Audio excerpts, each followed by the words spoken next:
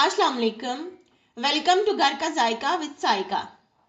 आज हम बनाने जा रहे हैं बैंगन का भरता, जिसकी जितनी तारीफ की जाए कम है। जिस दिन मैंने बैंगन का भरता बनाया, इतने शौक से शायद ही कोई और सालन खाया जाता हो जितना शौक से बैंगन का भरता खाया गया। बनाना भी बहुत आसान और जायका भी अपनी मिसाल आप। तो ये सारी तारीफें मैं वैसे नहीं कर रही, ये सब्जी बनी ही इतनी लजीज थी कि सब तारीफें करते नजर आए। तो चलें जल्दी से चैनल को सब्सक्राइब कर लें और वीडियो को लाइक और शेयर करना मत भूलिएगा। अंदाज भी अपना और तरीका भी अपना।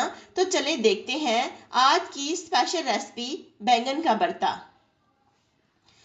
आधा किलो बैंगन इन्हें धोकर ड्राई करके दरमियान से काट लिया है, ताकि अगर बैंगन अंदर से खराब हो तो पता चल जाए।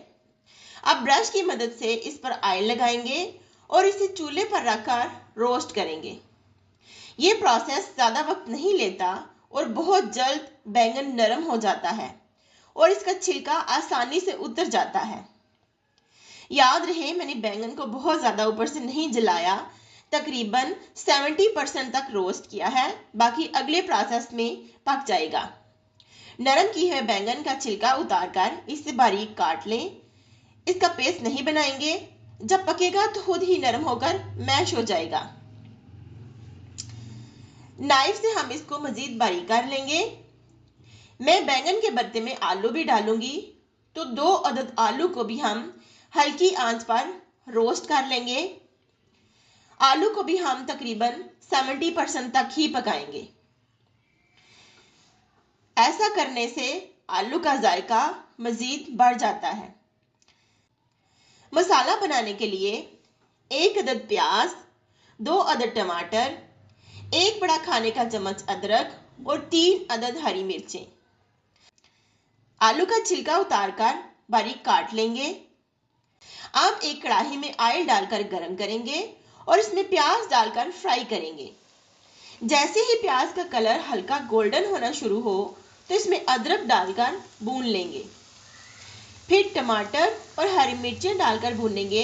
जब टमाटर नरम हो जाएं तो इसमें शामिल करेंगे आधा चाय का चम्मच नमक या हस्बे ज़रूरत, गरम मसाला, सूखा धनिया चौथाई चाय का चम्मच, कुटी हुई मिर्च, सुरख मिर्च आधा चाय का चम्मच, हल्दी चौथाई चाय का चम्मच, कसूरी मेथी 2 चुटकी।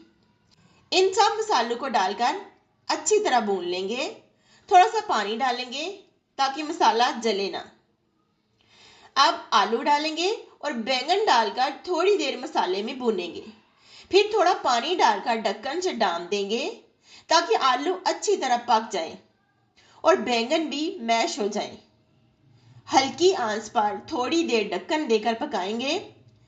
फिर चेक करेंगे और आधा कटा हुआ नींबू इसका रस डालेंगे और मजीद थोड़ी देर हल्की आंच पर पकाएंगे ताकि पानी अच्छी तरह खुश्क हो जाए।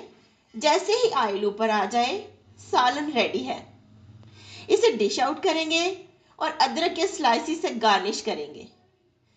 ये डिश देखने में जितनी खूबसूरत लग रही है, जायके में भी इतनी ही मज़ेदार है। रेसिपी को ज़रूर ट्राई करें और अपनी कीमती राय देना मत भूलिएगा। इसे दोस्तों के साथ भी शेयर करें।